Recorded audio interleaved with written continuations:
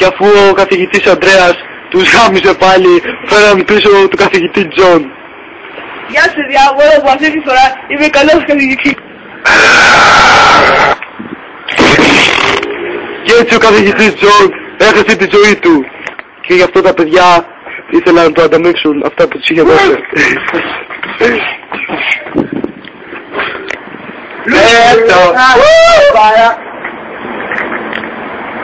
Τι μαλάκες άλλους. Ποιος το βάλει μαμά. Το βλάκα. Το βλάκα. Ποιος το βάλει ο άξιτος.